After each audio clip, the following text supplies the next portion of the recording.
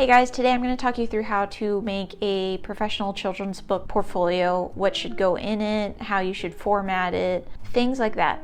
This is going to be based on my own personal experience as I have been submitting my portfolio to children's book publishers and I've gotten good responses. This is based on my own experience working with my mentor and various picture book classes I've taken and general research. So let's get into it. I'm going to be using my own online portfolio as an example, and by this I'm not saying I have a perfect portfolio. I'm going to point out what I'm still lacking and what I'm doing well. It's just easier to give you a visual example of what I'm talking about with some of this. First, we're going to start off with the format of different children's book illustration. Basically, you can separate it into 3 different kinds of formats for picture book illustration. Those are going to be full color spreads, spots, and beignets. For older markets, you're going to want to include black and white, 2-color art, and limited color within those different types of formats as well. What differentiates beignets and spots from my perspective are beignets usually have backgrounds, whereas spots can have just a character floating on a white background, or just a prop, or just a tree, to give you an example. I'll see if I can find one in my portfolio for that.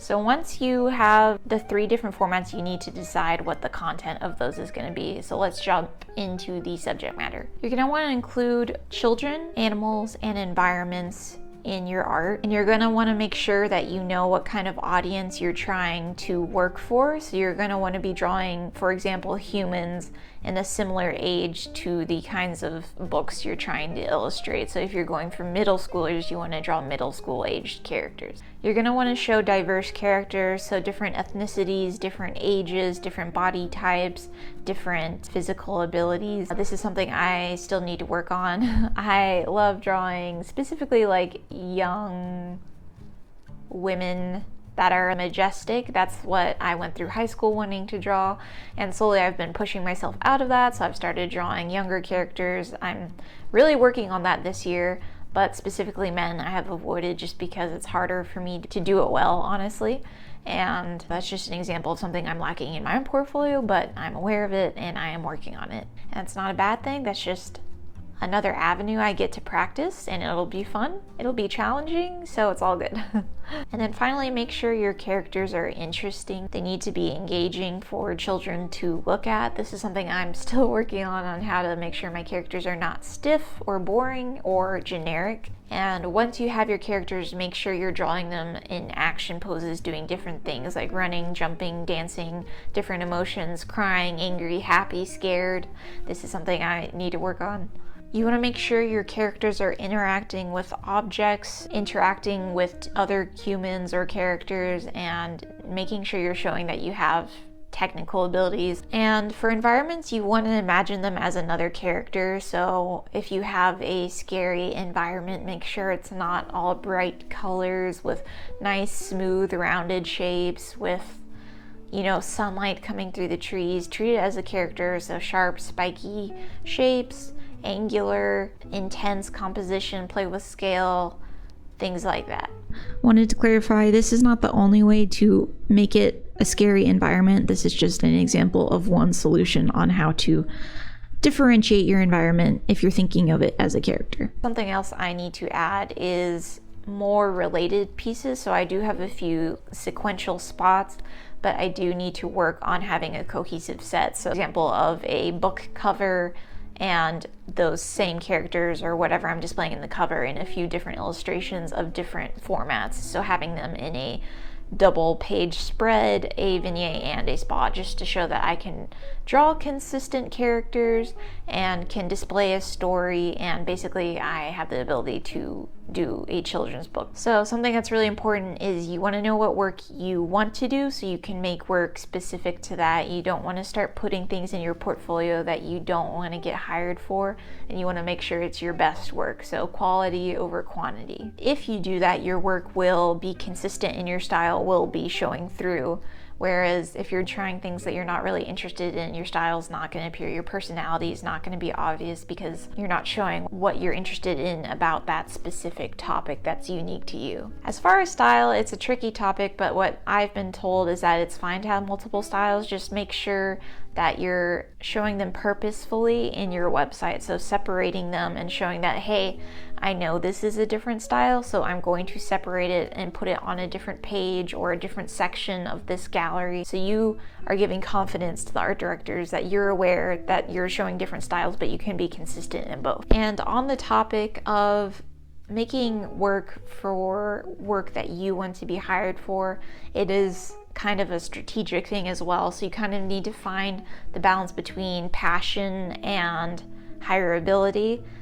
Personally, for me, I want to make money, so I'm not gonna do 100% of the things I'm only interested in, because then I would not have a sellable portfolio. So you want to find the balance, but you don't want to sell out either.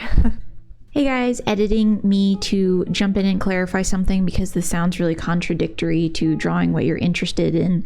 Basically, what I'm saying is, if you absolutely hate drawing something and have no interest in getting paid money to do it, don't try and put it in your portfolio because you think it'll get you hired more. But if it's something that's probably going to appear in most children's books, like Humans, for example, then it's probably a good idea to start putting that in your portfolio, even if it's not your favorite thing to draw.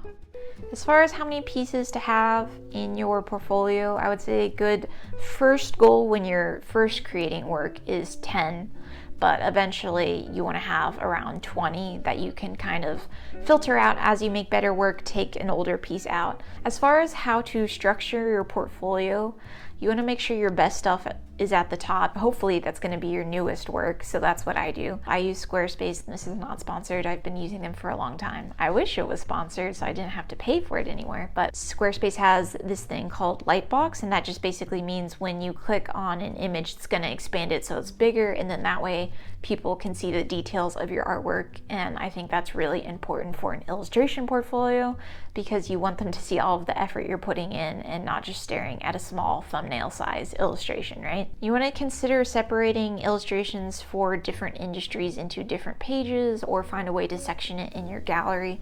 So for example, I've put all of my black and white work at the bottom because I didn't necessarily want a separate page for 3 illustrations, because those are the only black and white illustrations I have. Now, if I decide I want to go for an older chapter book illustration path, then once I have enough to warrant a new page, I will move them over there.